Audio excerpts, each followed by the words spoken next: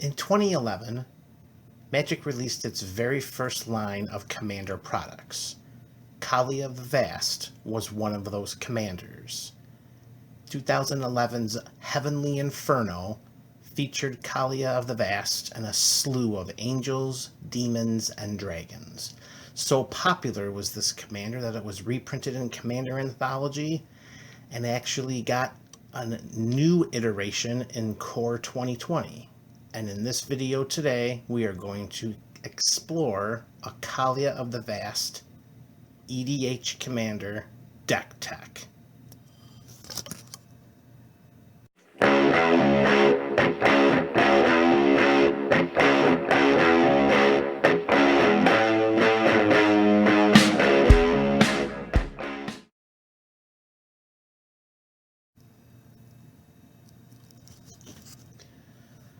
So let's begin. Kaalia the Vast is a 2/2 flying human cleric, a colorless whites, black, and red, and whenever she attacks an opponent, you may put an angel, demon, or dragon creature card from your hand onto the battlefield, tapped and attacking that opponent.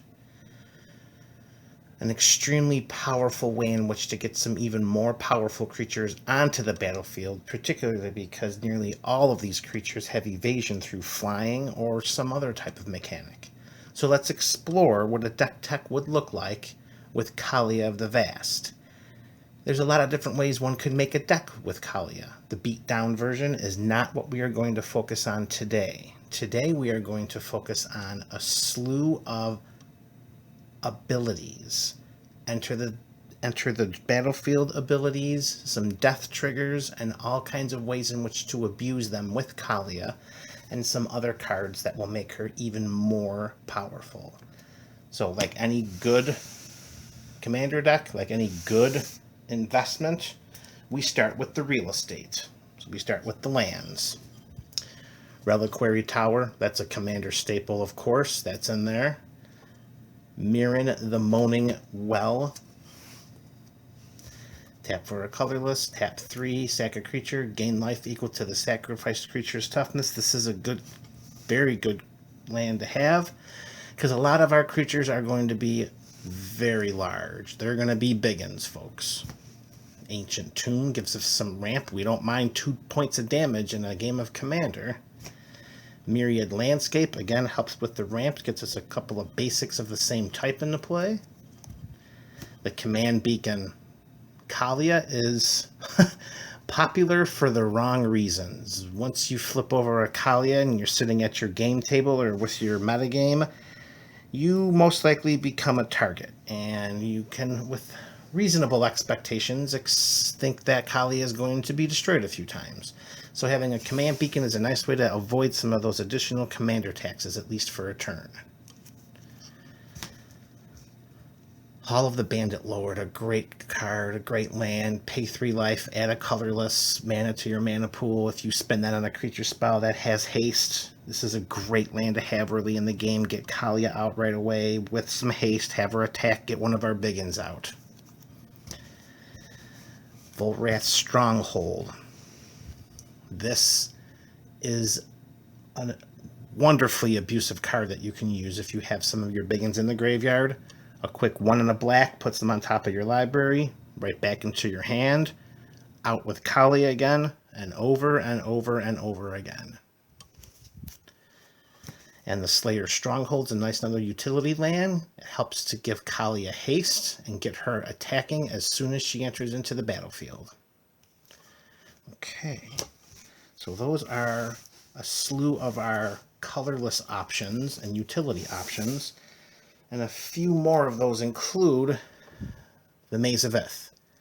Now, I know this doesn't tap for mana, but this does something a lot more valuable for Kaalia. It can remove her from combat, and it can prevent all damage dealt to her.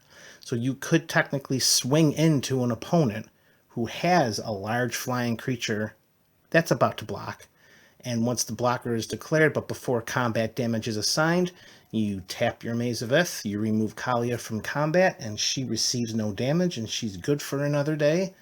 Meanwhile, the opponent is looking at blocking one of the biggins that Kaalia triggered right onto the battlefield. Do not underestimate the power of this card with Kaalia. And a couple more 2 fetch lands, just to help smooth out our 3-color deck. Next, we've got some basics here. 5 basic plains, 4 basic mountains, and 4 basic swamps. And next for the mana, we're going to look at our Orzhov lands. These are our white-black lands. So we have a Pain land, a Temple. It's a great way to scry to find one of those biggins that we're going to see very shortly.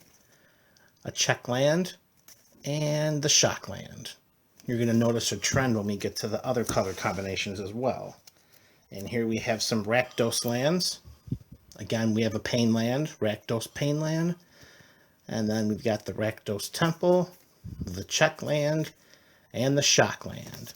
And if you've been keeping track, you know what's coming up next when we get to the Boros lands. Pain land, Scry land, Check land, and Shock land. And lastly, to round out our lands, we've got the absolute staple of Command Tower. The Nomad Outpost gives us 1 each of our Mardu colors. I'm sorry, not 1 each. Lets us choose 1 of the Mardu colors. A Reflecting Pool, and an Exotic Orchard. Okay. Those are our lands. Now moving into some ramp, we got 1 each of the 3 signets. Boros, Orzhov, and Rakdos. So those are our ramp. Now let's move into some of our spells. First one is a big one. It's our Demonic Tutor. There's really not much to talk about with this card. If you have one, you know how powerful it is. Even if you don't, you have to appreciate what it can do. And we've got a Necropotence in here too. Okay. Next up, we have a few cards here that are going to help us protect Kaalia. Similar to what a Maze of Ith can do, we have an enchantment, Reconnaissance. For 1 white, you cast Reconnaissance, and for no activation other than just saying you're going to do it, you can remove target attacking creature you control from combat and untap it.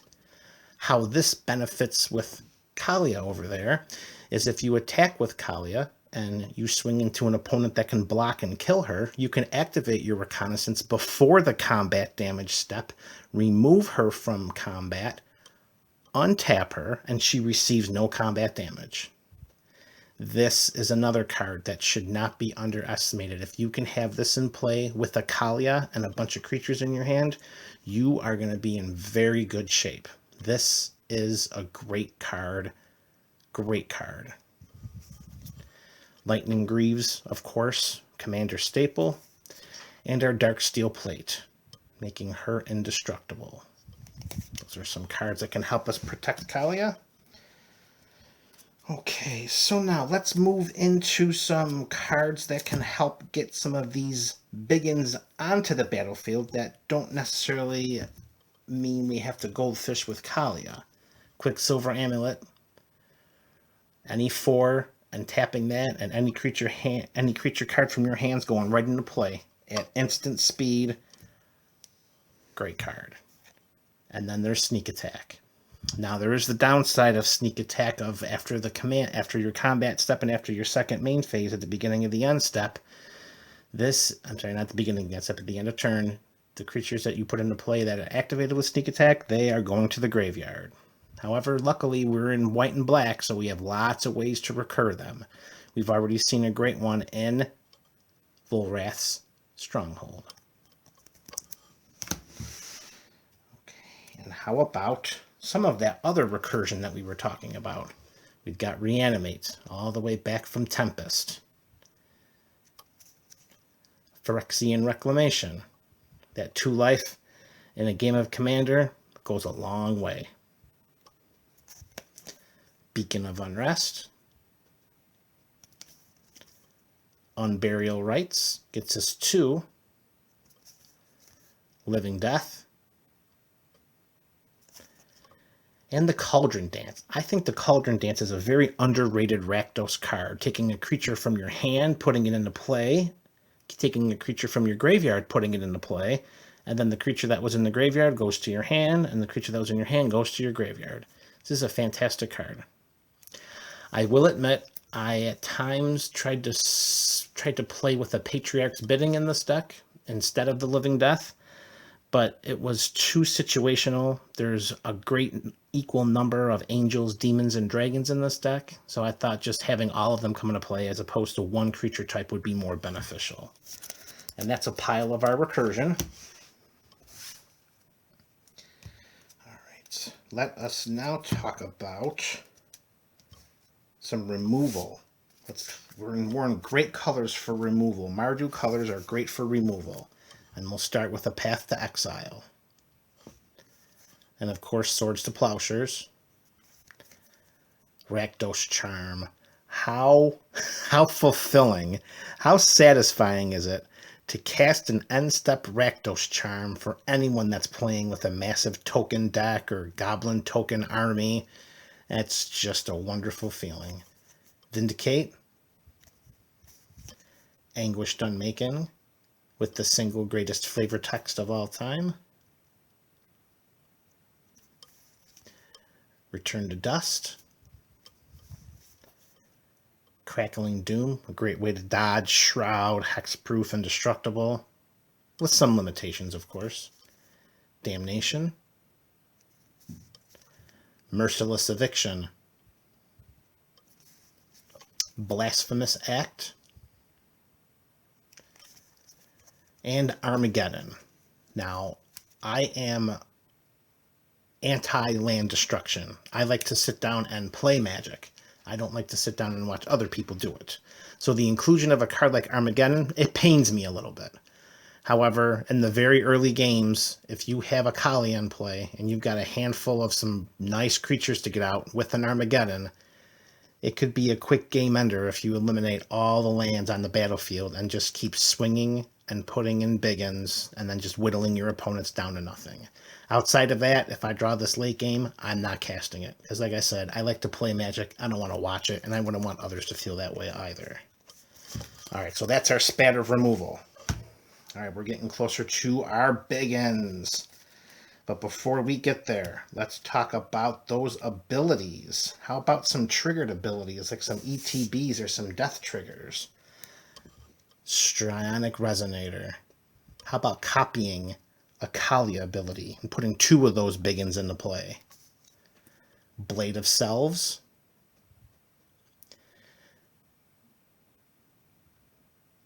Of course, Kaalia is a legendary creature, so the copies of her will be sacrificed due to the legend rule. However, the attacking will trigger. It will allow you to put additional creatures onto the battlefield from your hand.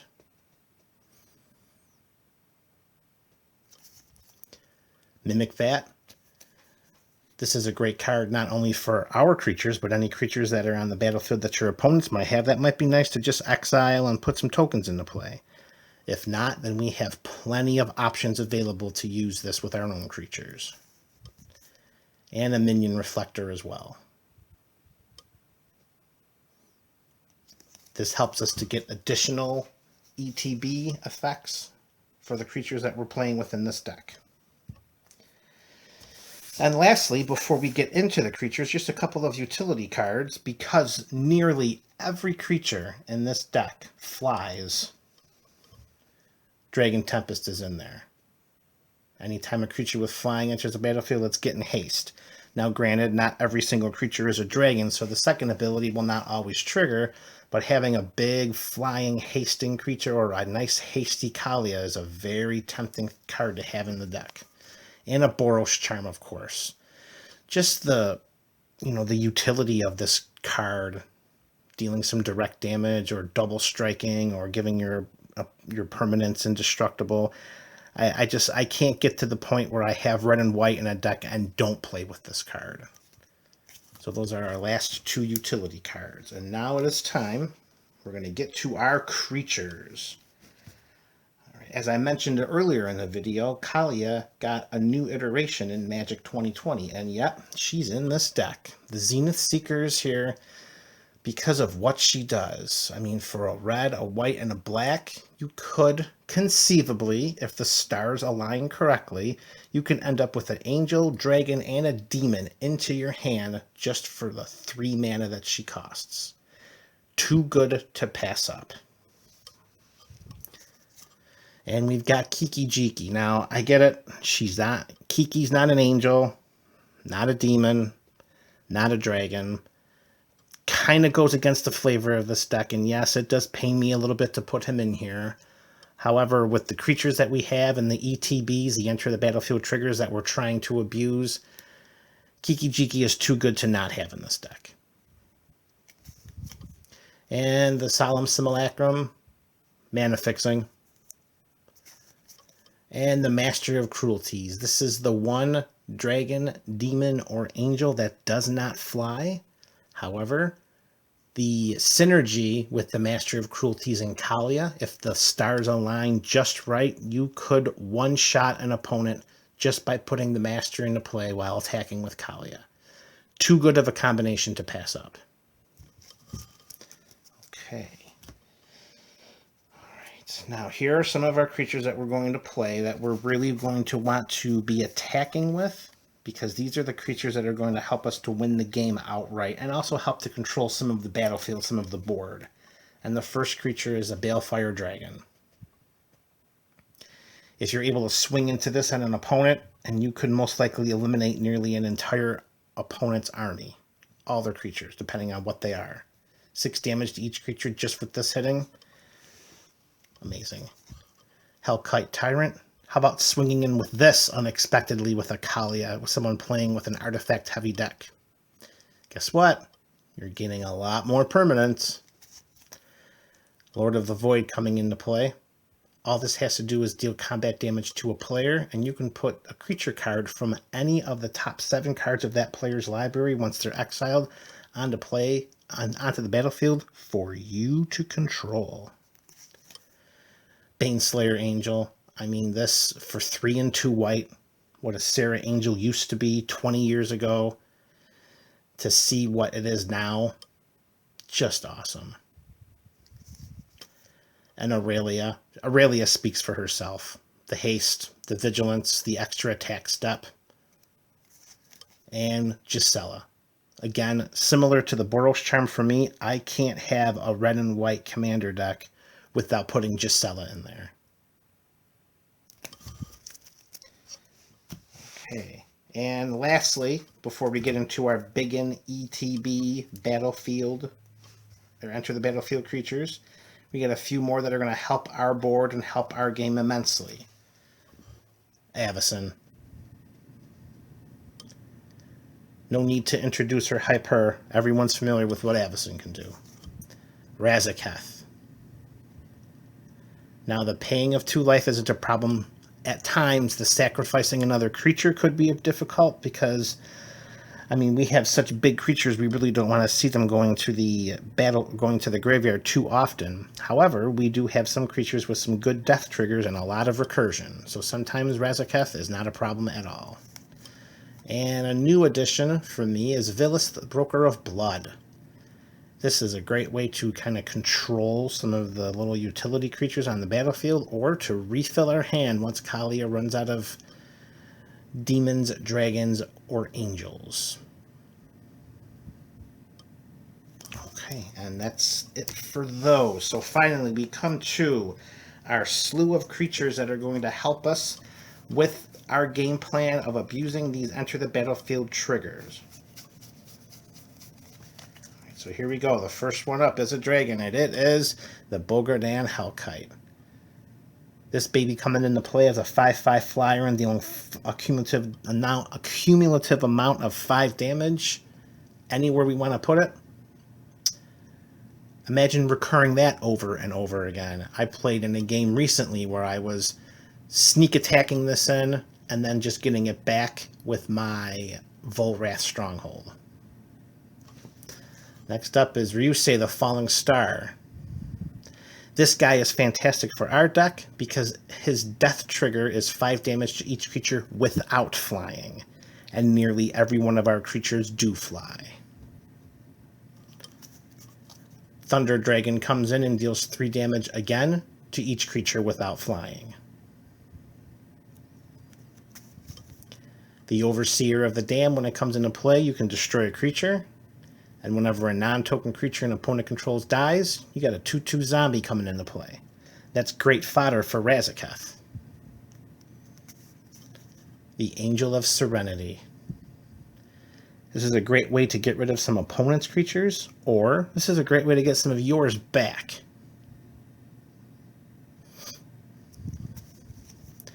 The Sour of Discord.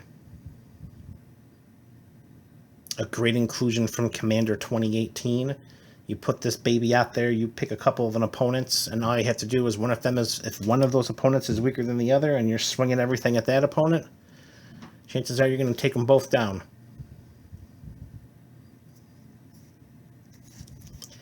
Kokusho the Evening Star. Here's one of our great death triggers. Just continuing having this guy die and draining your opponents and boosting up your life. The Angel of Despair. There is a very, very satisfying feeling knowing that if you have the angel in your hand and a way to get her out, getting rid of any permanent, it's very reassuring. Next up is Demon Lord Belzenlock. A 6/6 flying trampler for 6. He's not bad, just a hard cast, and him coming into play can help restock our hand of creatures that we need to get onto the battlefield with Kaalia. Runescar Demon. This is a flying demonic tutor. The Karmic Guide. Now I know what you're saying. If you're looking at the Urza iteration of this, it says just summon spirit. However, the errata was changed. This is an angel spirit. So this still qualifies as a Kaalia target. And here's another piece of our recursion. And another one, this one a little more specific for just dragons, but Bladewing the Risen.